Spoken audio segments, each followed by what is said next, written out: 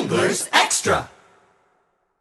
Welcome back to the Anglers Extra pregame show. Time now for the catch of the day. I'm Keith Zubro. We're in the golf cart. It means only one thing.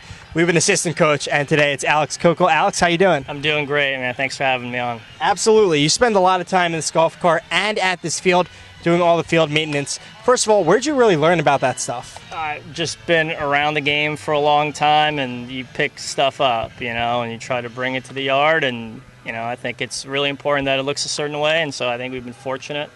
Guys work really hard on the field, and so you can kind of see it right now. It's not only the coaches and Alex, but the players as well that make up the field crew. When you came into Chatham this summer and you saw the field, what was your first thought about it right away? Yeah, it wasn't that bad. It wasn't that bad. It takes a little bit of a beating, and so we've had to kind of mitigate the wear and tear on it, but I think it's held up really well. You're also the third base coach, and baseball seems to be something that runs through your blood. How has it been coaching third for this team? No, it's been a lot of fun. I mean, I think the baseball IQ on this team is very high, and so it's been pretty easy to get on the same page with all these guys. And I try to just put them in the best position possible, and it's really easy when you have guys that are intelligent to kind of know what they're doing. And speaking of putting guys in the best position possible, you also carry a notebook with you at all times. What's really in there? Oh, I have a really short attention span and a really bad memory, so I try to write down as much stuff as I can. Mainly notes about opposing pitchers, but if, over the course of a game I'll see something I've never seen before, I'll just make a little bit of note just so I can kind of go back to that and just try to become a better coach too, trying to pick stuff up like that. So at this point in the season, we're almost done now. This is the game 43. It's the last home game of the year. So you have notes on so many different guys. And you know these guys as well. How do you kind of combine the two to put the best effort forward for them, almost without them knowing?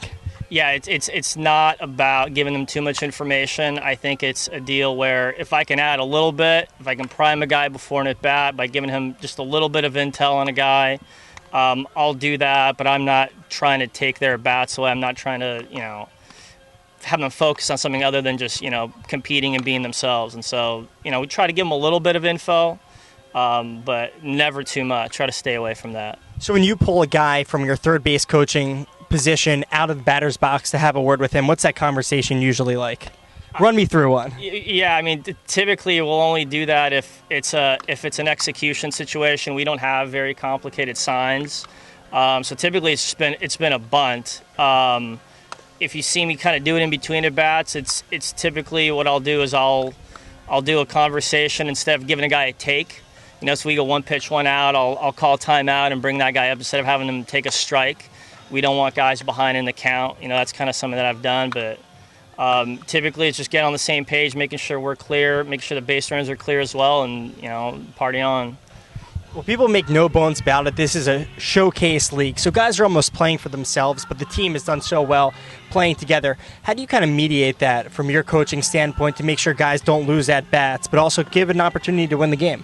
Yeah, I'm not a big take pitches and at bats away from players guy. So I think it's one hand claps the other here. I think if guys are successful on the field, and we'll be successful as a team. And I think it's a sport where you have to have individual success, and you're trying to put those guys in big counts, good counts.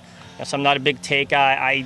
I'm not a huge bunt guy. We try to steal a little bit more than we'll bunt.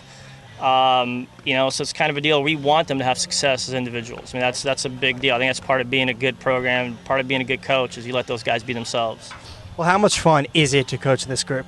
It's been a blast. I mean, again, I think the biggest surprise for me, I knew there was going to be talent, but just the IQ, just how smart guys are and how quickly they learn, the aptitude here it's really exceptional. It's going to be exciting to follow these guys as they progress and move on to pro ball. We asked Michael Serena this question, so we'll ask you as well. How many future big leaguers you think we have out there?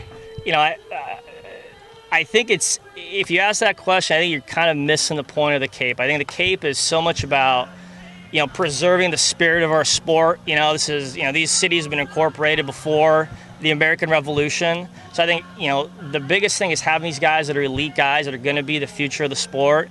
In a community like this that embraces baseball, it's been around for so long, and it develops an appreciation that those guys will carry over. And when they're player reps, when they're moving on, and they're interacting with fans and representing the sport, that'll never leave them. And I think that's kind of what's special about the Cave. I mean, all these guys will play pro baseball. A lot of being a big leaguer is getting lucky too. I think you'll see a good number of guys do that, but I think the guys you'll see who make it, the guys will appreciate it. That'll really represent Chatham and the sport really well. And that's really neat. That's really cool. So it's truly the last best league. Absolutely. Amen. Yeah.